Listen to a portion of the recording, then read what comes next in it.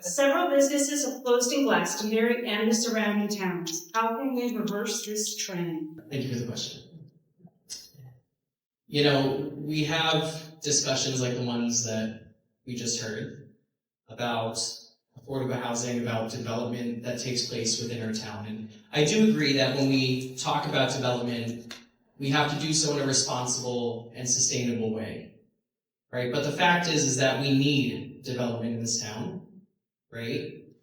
Many towns across the state of Connecticut have seen losses in their populations, which not only further strains their tax base, but it also disincentivizes businesses from moving to our town or staying in those towns. So by ensuring that we are sustainably growing our population, that we are also creating policies that are beneficial to both residents and businesses, we can further attract them to our town.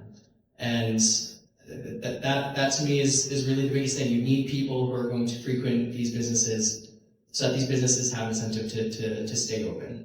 And I'm proud to live in this town because we have such a outstanding and diverse spread of businesses. And that's honestly because of the outstanding work of my other Democratic colleagues that have been on the council. Thank you. Thank you. First, let me say that Glastonbury, I do not believe, has no problem with businesses closing. We're an extremely attractive town for businesses, both retail and commercial.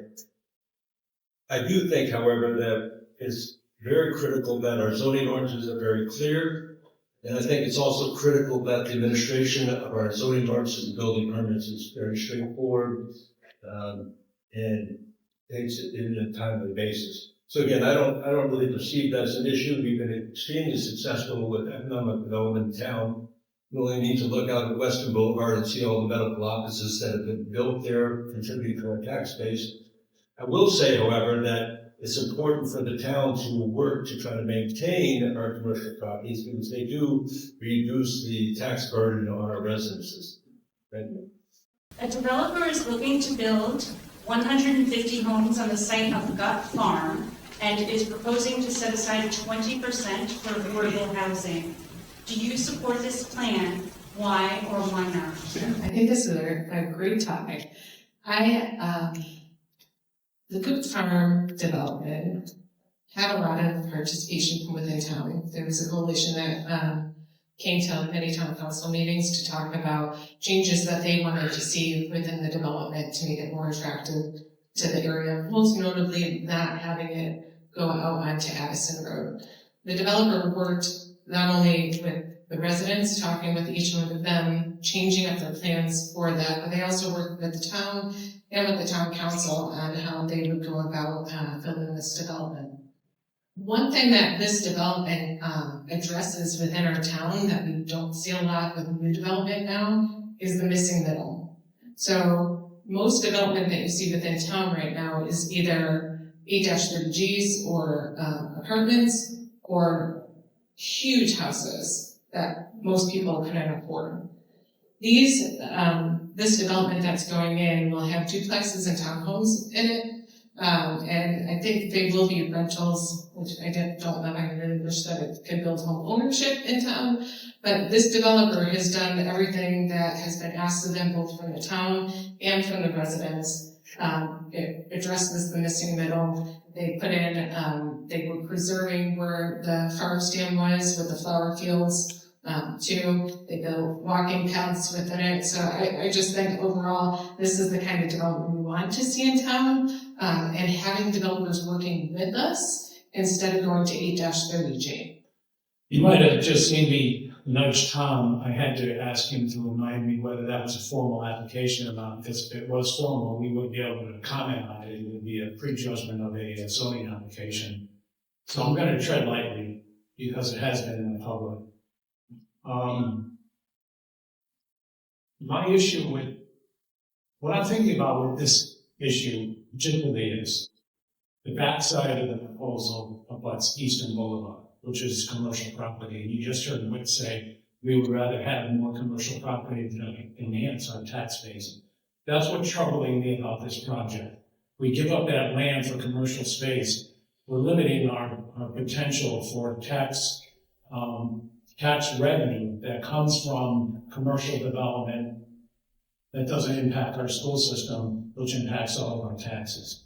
So I can't stand here tonight and tell you whether I'm gonna vote for that application or vote against it, but I can tell you what my issues are with it, and those are the ones that I just articulated for you all. My town council meetings include discussion of controversial issues. Tempers can flare. What steps can the town council take to make these meetings less stressful and more productive for everyone? Thank you very much. Yes, our council meetings can sometimes get a little stressful. We can disagree, and that's okay.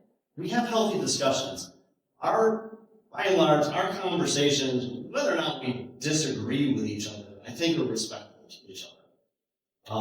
We work really hard at doing that. We don't take our arguments, we don't escalate them in the public, we don't escalate them in the paper, we don't escalate them on social media. We take our time and we have a conversation. And even within our own caucus, it's okay to disagree. I'm happy, and I have been the one in an 8-to-1 vote. And that's okay. That's okay for everybody here. If I can be the only one who disagrees, and that's my opinion, or Kurt's opinion, or Whit's opinion, or Jen's opinion.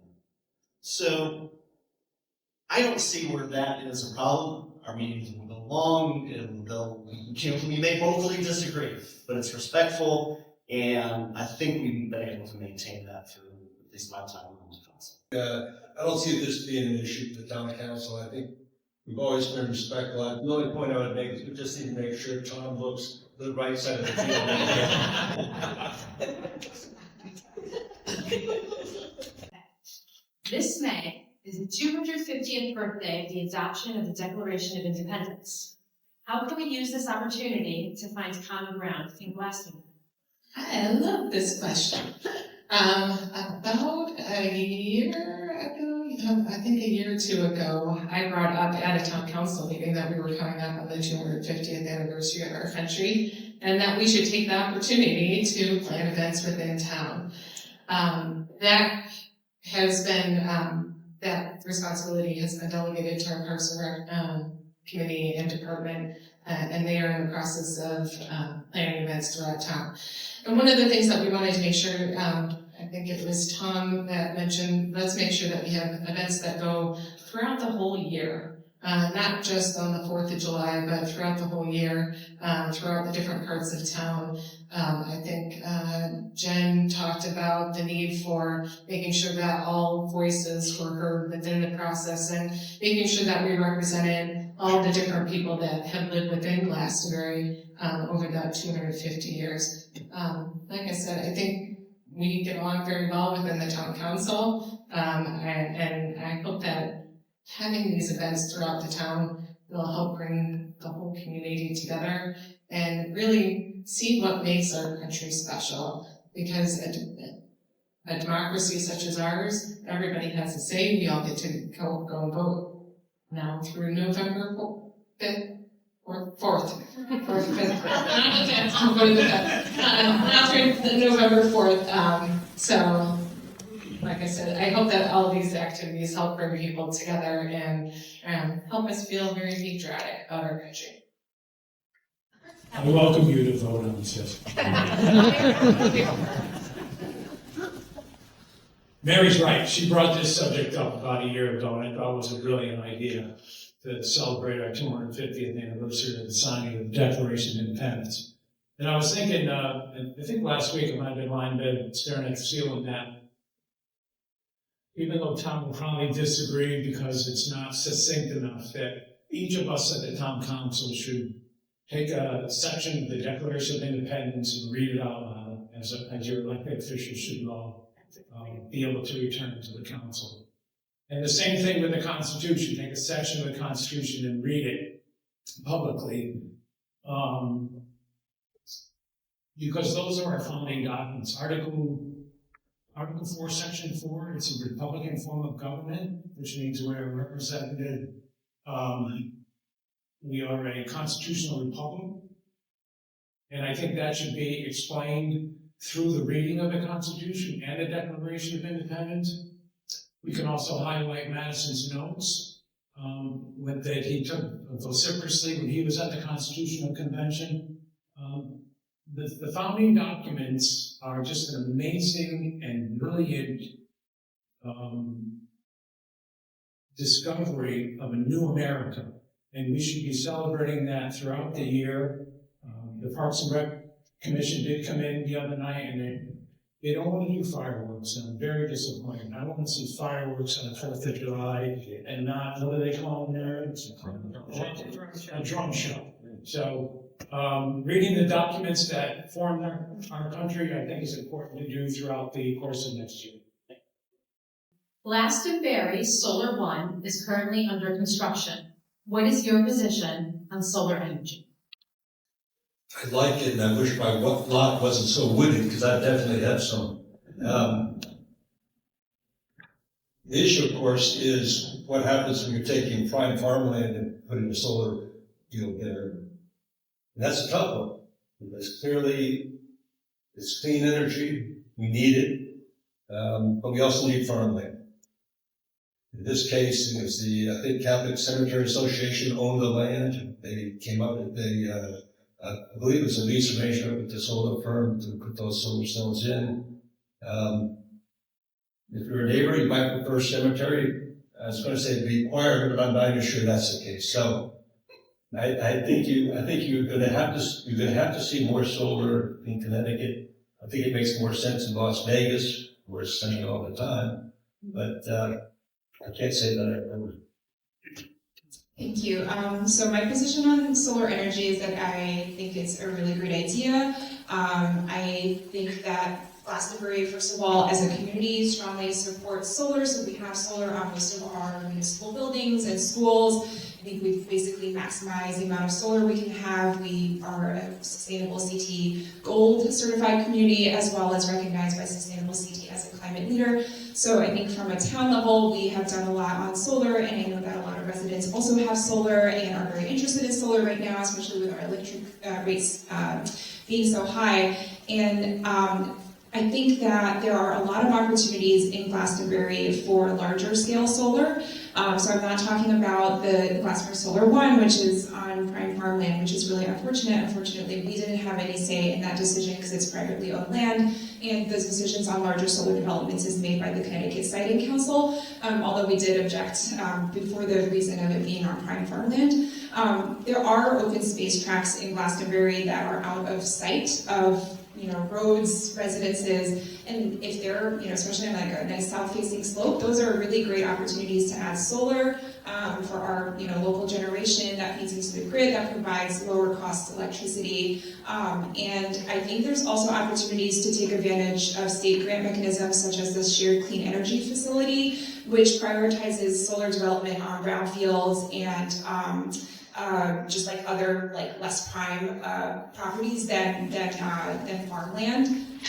And I think that there's also opportunities to look at solar canopies. I think that when you look at solar on farmland, you're thinking like there's all these parking lots around town that we should be encouraging solar, and I think reducing the barriers to doing that would be a great idea. The Glastonbury Police Department does have solar over their parking lots, so yeah, Glastonbury Solar One, not a huge fan of it because of the farmland, but in general, I think we can and should do more on solar in town. What would you do to evaluate whether or not a new infrastructure project was worth implementing? That is so general a question, it's almost impossible to answer it correctly. There's really two routes that an infrastructure project comes forward. One, is there a group of people who are interested in the town, in whatever? And they start writing to the citizen. Good citizens, well-read citizen, you should be subscribing to the citizen. And in those letters to the editor, there builds interest in whatever that infrastructure project should be. The other route is through the town staff, whether it's roads, whether it's improvements to a school building, you name it. But that's really the way it goes. Either comes through the administration, school roofs, fire apparatus, those are referendum questions, right? When you go out and vote, you're going to be asked, should we buy those? There's discussions about what we're going to do in schools in the next several years. They're talking about the economic feasibility of it. There's going to be decisions that are going to be made. Now, in terms of financing, we can handle some of those projects through the capital improvements budget. But with the school roofs as an example, fire apparatus is another one. When it exceeds a certain cost level, it's going to go to you, the voters, which is what it should be doing. You should be making that decision in terms of whether or not the town should be moving forward on infrastructure.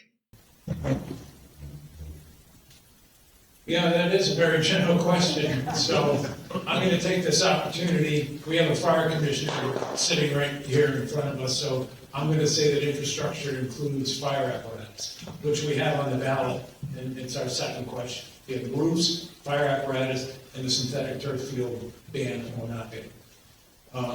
We're looking for 2 engine tank pumpers, and to Tom's point, we're asking to bond these projects.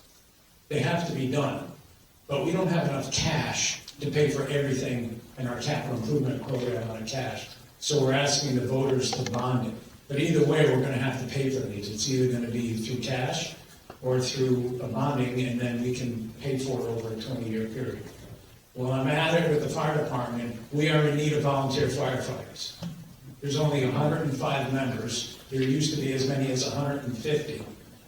And the town is changing. A lot of guys that work for the highway department used to also volunteer in the fire department, and they would respond while they were working a road job or a town project. So I'm trying to get the message out there that we need more volunteers to volunteer, to serve for our volunteer fire department. And that's a long-winded question on a very general question. A long-winded answer on a very general question. The federal government has made significant cuts to FEMA. Considering that our town is right on the Connecticut River, what can Glastonbury do to bolster its disaster readiness? I think the first thing when you talk about bolstering disaster readiness is making sure that you don't develop within the floodplain. We also have emergency plans in place for other related disasters, tornadoes, hurricanes, and the like. What more needs to be done? I can't think of anything that we aren't doing that needs to be done today. I'm sure I'm going to regret that answer since I got some help. Thank you for the question. I think it's really important that we talk about emergency preparedness and disaster response. We first take a look at, can our infrastructure handle a disaster? And so when we talk about things such as the fire apparatuses, right, that's part of infrastructure, and then also physical improvements to our infrastructure that will help us better prepare for things like flooding. We also have to ensure that our public departments, such as the fire department and the police department, have the talent in place and the equipment in place to respond to disasters effectively. And I can say that we certainly have that talent in our police and fire forces. Of course, we need more people in our fire department. And then lastly, one thing that I have to give a lot of credit to our current town council is the responsible governance that has allowed us to build up a pretty significant reserve. So when cuts to federal agencies take place, we have those reserves that we can tap into in moments of disaster. Of course, that is not sustainable long-term, right? Those reserves will only last so long, and so that's why it's also important to have good relationships with our state representatives, with our federal representatives, which is something that I feel I bring to the table, West Hartford has accomplished 90% of its goal of making its town safer for pedestrians. What should Glastonbury do to improve pedestrian safety and reduce speed? Thank you very much for that question. I worked for 31 years with the town of West Hartford. They started some of this project before I left there. They've done a lot of road diets. They've made some streets one way. We've been considering a lot of things. We have a study going on right now that we're waiting for the results of to make recommendations to us on what we can do. And we've had some tragic accidents in this town, and I think we all recognize that we do need to do something. I also work in Middletown, where we have speed cameras right now. And I can say without question that it's a disaster right now. It is, while it's good at maintaining the speed, and I don't disagree with that piece of it, the administration of it and the anger that it is generating in the community has been pretty severe. It's taken so many extra bodies just to maintain this program that it's difficult right now. So there's case to be worked out as far as something like that is concerned. We haven't even had that discussion in the last year because we recognize that there are a lot of cases to be worked out, something like that. Right now, at our last meeting, we just talked about installing new RRFBs, new flashing lights at some intersections. There are a few intersections in town that we feel that they will be necessary. We talked about by Whole Foods. We talked about on Main Street on 2 different locations. We're talking about Griswold Street. There's a few different spots where hopefully, at least in the short term, while we're waiting for this survey to come back, or this report to come back, where we can try to do something like that. I chuckle at that question because I just saw in the news, West Hartford built a roundabout. And it's not like the ones we have in Glastonbury where there's a planter in the middle of it, and the cars are blowing right through the roundabout. So I don't know how West Hartford thinks they've been successful in the traffic program. They're taking left turns on this roundabout.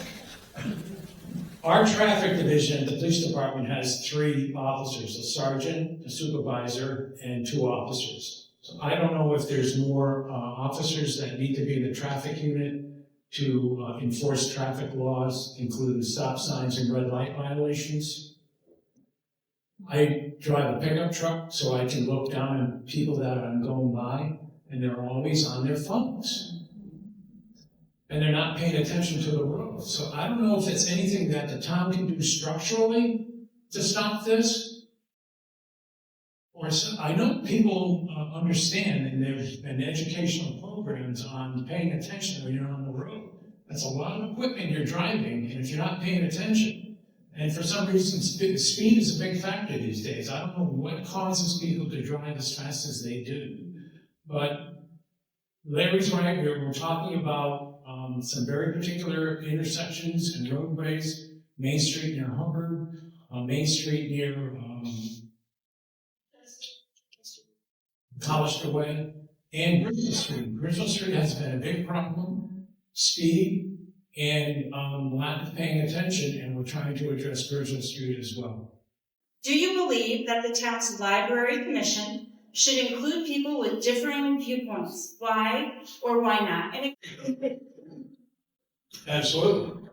I think every board or commission, including the town council, should have different voices and perspectives. That's what representative government is all about. If we were all the same, spoke the same, thought the same, it'd be pretty boring. That's why I like to argue with this guy. Yeah, I think different perspective is very important.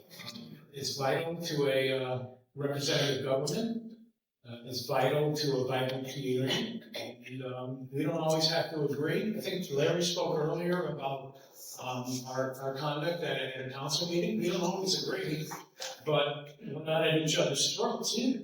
We live in the same neighborhoods, we go to the same gas stations, same supermarkets. So a difference of opinion is vital to a vibrant community such as Glastonbury.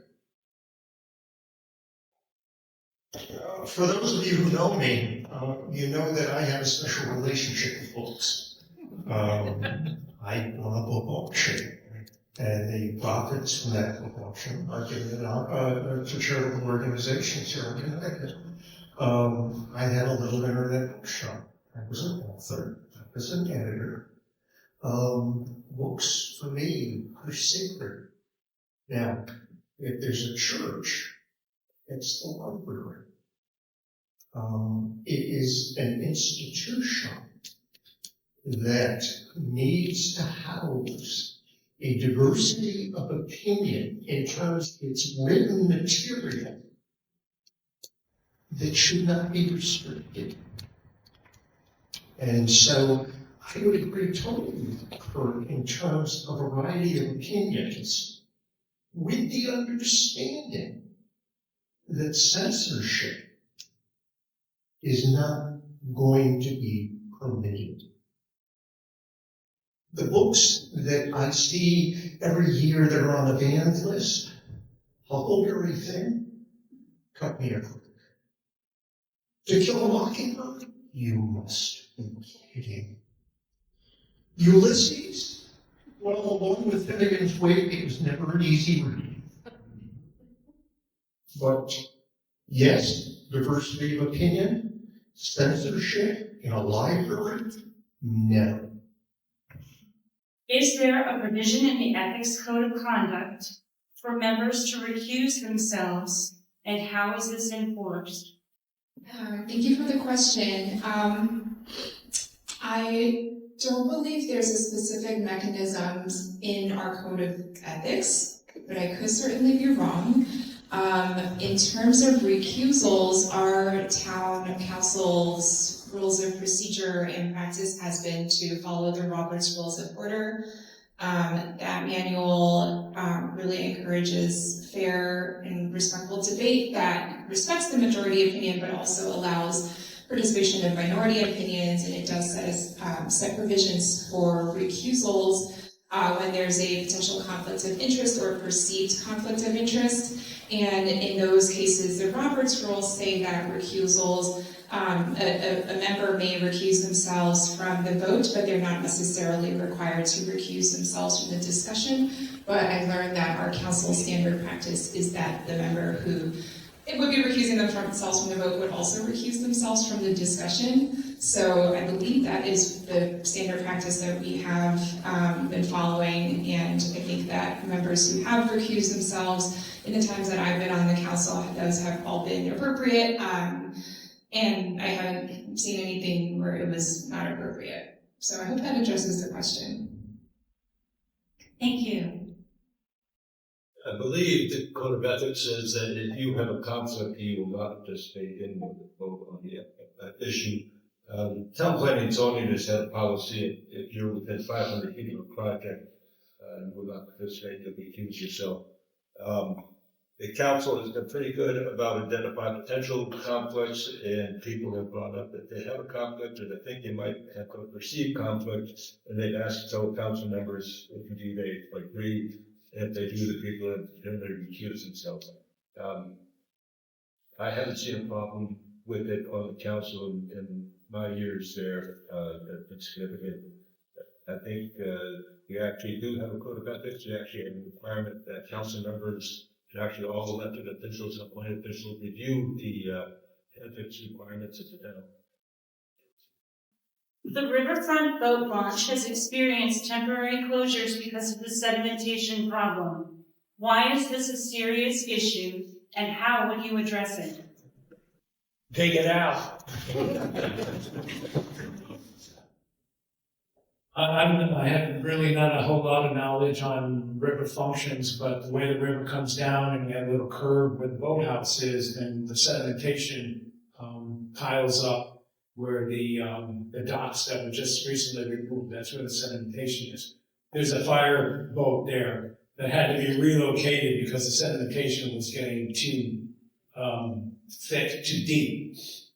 The only way to fix that is to remove the sedimentation. And we're currently asked the town manager, there's funding in our capital improvement budget to examine how to do that, how much it would cost. So we're probably gonna get that when we do our next CIP budget workshop, which will be in this room in January. We should have some idea how much it's gonna cost, and how intensive it has to be for us to remove that sedimentation. But it just is not gonna be a one-term, event. I think the boathouse was approved in 2012, so if you figure another 10 years or so, or 15 years, it's gonna have to be done again. So it's something that we're gonna have to be cognizant of, and probably put some money away in CIP. I mean, like we do with, when we reval properties, we put like $100,000 a year aside for that. So when this comes up again, we should probably set aside money on a yearly basis in anticipating of having to do it again. So of course, I'm not a current sitting member of the town council. So, you know, the knowledge that I have on this matter is not as much in depth as the rest of the members who are currently sitting up here. But, you know, I absolutely agree that, you know, the only way to address it is that we're going to have to make infrastructure improvements, and that's going to cost money. I know that when these issues first arose, there were lawsuits with the architects and engineers that originally helped plan this building, which did help recruit some funding to help address this issue, but it's certainly going to take more resources. And so I think that from the town council's perspective of ensuring that we are planning this into our budgets, and that we are thoughtfully creating a plan on how we're going to build those resources needed to address the issue, and again, working with our state representatives to hopefully access more grants to help reduce our burden as a town. In recent years, Connecticut has experienced a steady rise in hate incidents. What steps should Glastonbury take to protect its vulnerable populations? That is a very good question. I don't know that we've seen a ton of hate incidents in Glastonbury, and I'm thankful for that. Our police department has been very good as far as any type of crime, including that type of hate incidents. Glastonbury has been, I feel, very inclusive, and we need to continue to do that. We talked about the Mary and talking about the 250th anniversary. We have the ability to bring in different events to work together. If we stand here and start fighting with each other, pointing fingers at each other, and this person's bad and that person's bad, that's not going to do anything. We need to be on the same team. I worked with my kids over the years, talked with my wife, when we disagree about something. Something's wrong, we don't agree. At the end of the day, we don't remember we're on the same team. Residents of this town, our neighbors, our friends, our family, the state, and if we can continue to be in a community that accepts everyone, then I think it's a tough question to come up with a good answer for. The public hearings, public meetings, Tom does a good job of informing people what the rules of procedure are, and we don't allow activities that may be considered hateful or then very.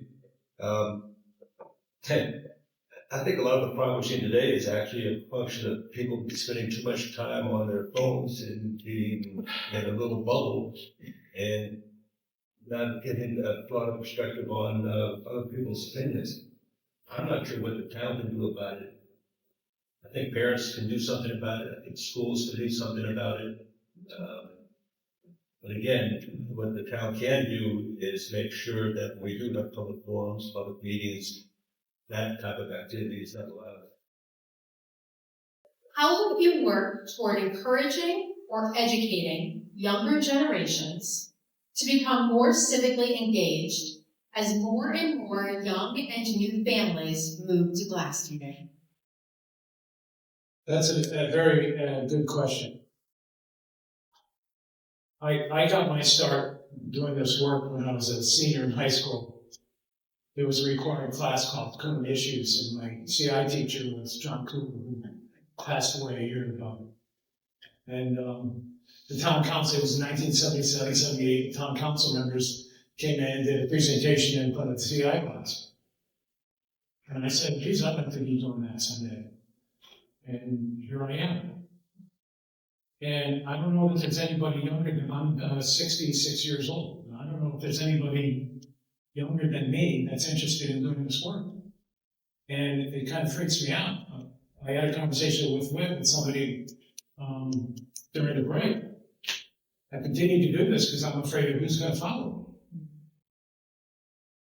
I don't know where the interest is. I don't know if it's because people get doxxed or they get threats, which I haven't had. I don't think anybody up here has. But I don't know what it is that turns people off about public service. I was 33 years with the Hartford Fire Department. I was an East Hartford police officer before that. Public service is a great opportunity to help your fellow citizens, help them make decisions, and provide for their community. I really don't have an answer other than to stand up here and ask people to volunteer, whether it's with the fire department or on a board and commission. We need board and commission members, but for me, it started in high school. And I hope the high school and current issues today is asking people to get involved with their community and public life like they did for me in 1978. I think Kurt stole part of both. I think everyone in our town would have said, because I think one of the best classes that we have in the high school is CI. That helps people, if they hadn't come across it before, see how government works. But as Kurt also mentioned, I don't think it's just government, but how do you get involved within your community within volunteering? And I'd say part of the way that I go about doing that is by leading by example. So I told you I started the Glassbury Robotics and Engineering Club that has grown to be the largest robotics program in the state of Connecticut. I also volunteer helping the kids at the ABC House with their college applications. And then also when my kids were in Scouts, I think they also do a great job with being the 3 badges, which was citizenship in your community. Yeah, well, all of them, but one of them was community, where they would come into town council meetings. So whenever a scout comes into town council meeting, I think it's both Kurt and I try to go over and say hi to the young scouts, see what they're trying to fill out, help them answer the question, because on that form they have to look into an issue that is facing the town, listen to the discussion at the town council meeting, and then write about it. So I know I've gone in both within council meeting, talking to them there, but then also going to the Scouts meetings and talking to them about what it means to be a public servant.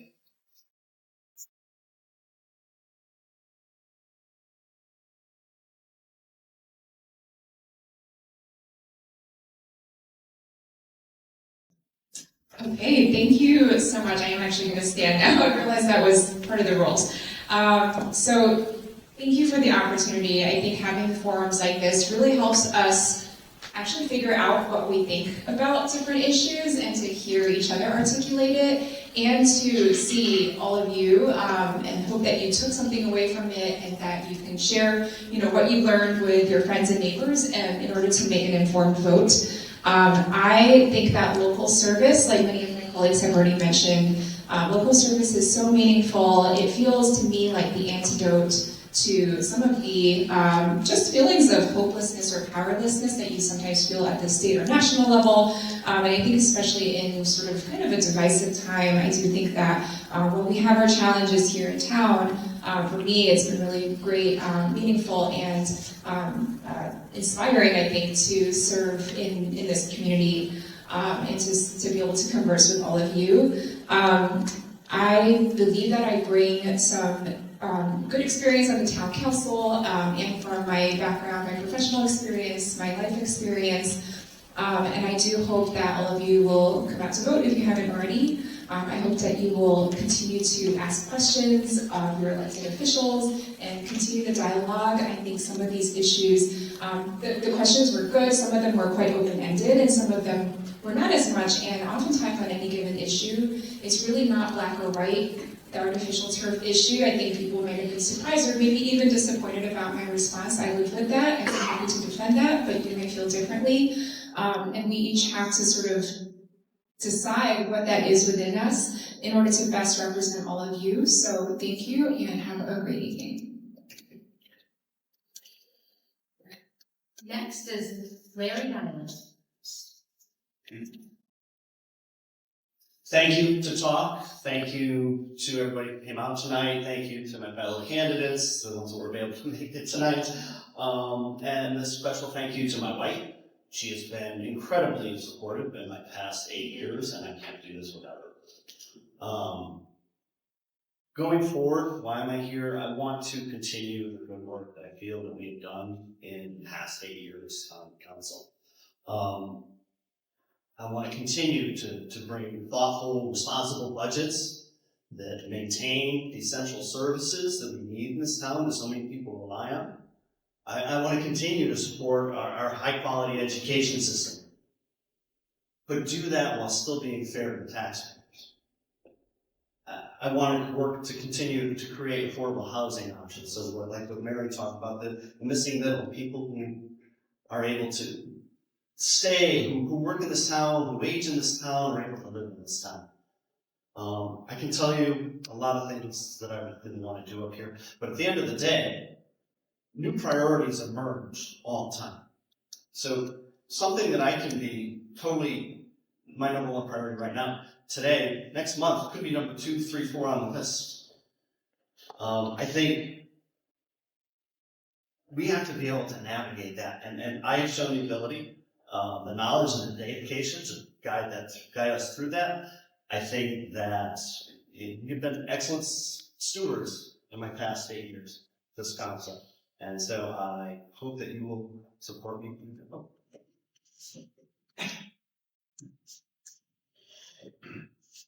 Whit Osgood.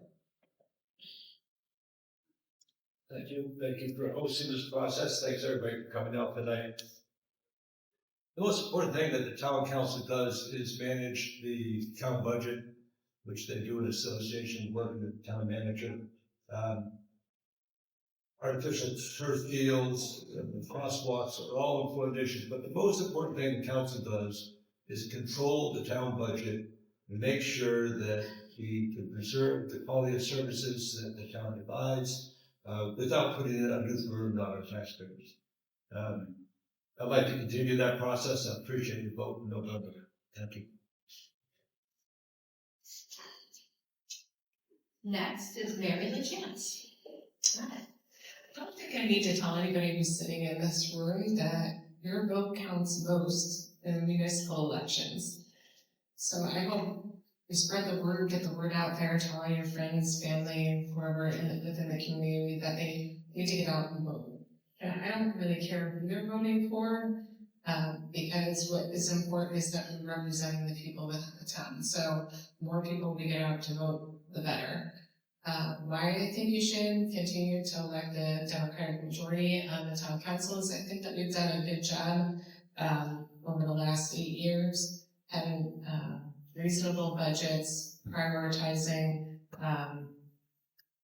development within town of sidewalks, safety, the village districts that we've done to help maintain that, the open space, and trying to help out our farmers. People often say, show me where you're spending your money and I'll show you what your priorities really are.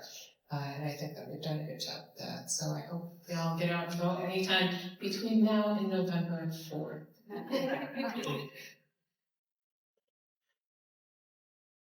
Tom Pilata.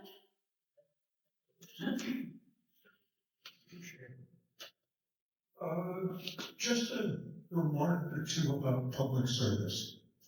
There's elected public service, and there's non-elected public service.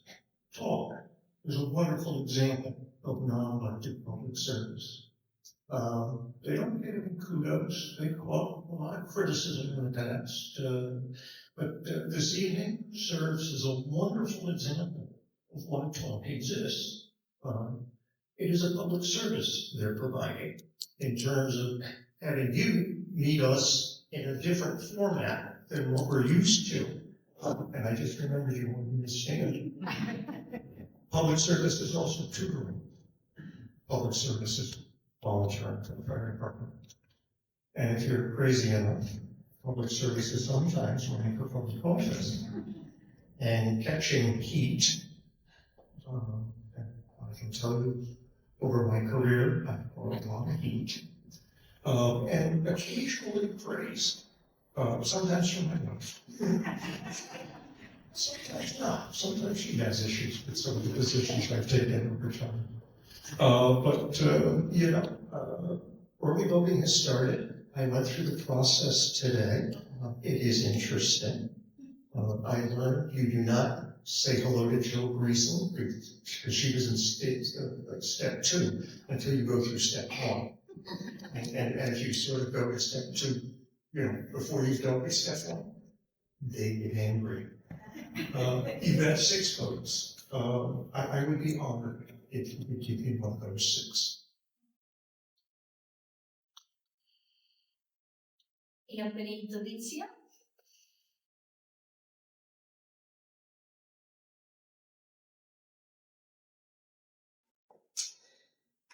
Tonight we heard a lot of differing viewpoints on issues that matter to all of us.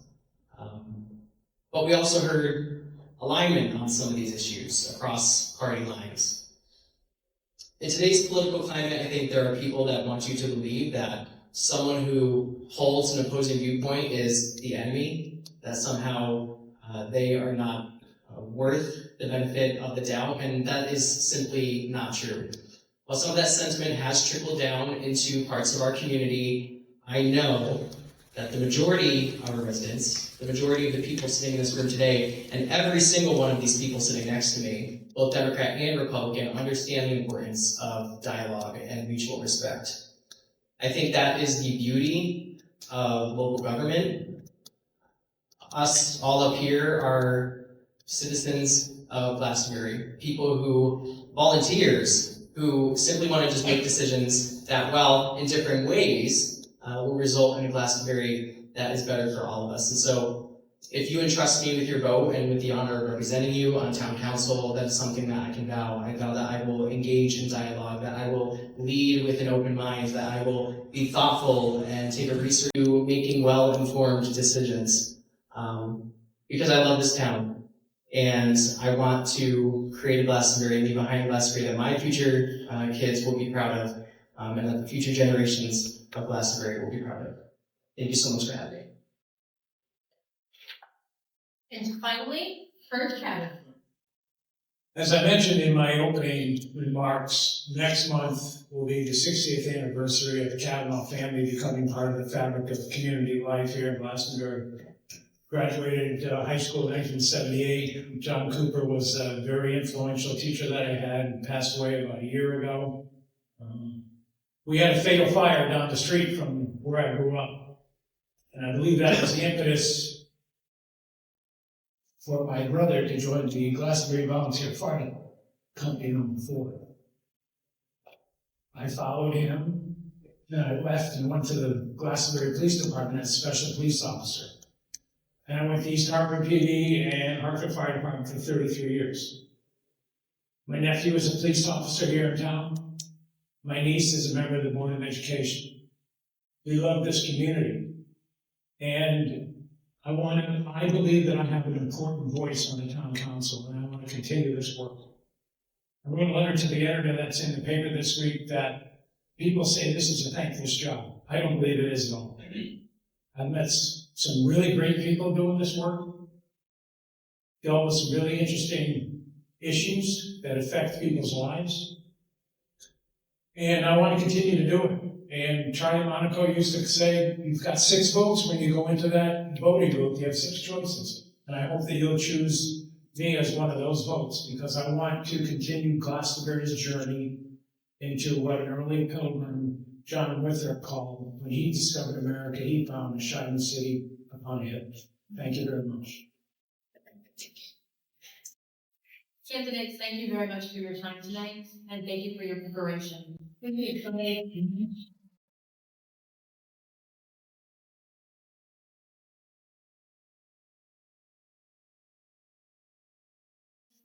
Okay, I'd like to thank what I can only call our first-rate moderators tonight, dealing with a somewhat difficult situation going back and forth a little, who weren't prepared quite as much as we anticipated. I'd like to thank the candidates for what I can only call their very heartfelt responses to our questions. And thanks to our audience for participating in Talk's annual prelude to Election Day. Just by coming tonight, you have shown how much you care about Glastonbury. Finally, to everyone in Talk, whether you work the camera or design the flyers, whether you post it on social media or played editor to the articles I sent to the Citizen, thank you for making it all possible. And I'd like to end the evening with a few pithy words from the late, great Jane Goodall, who died earlier this month. And she said, the greatest danger to our future is apathy. So let's all do Jane Goodall the honor of marking November 4th on our calendars with just a single word, vote.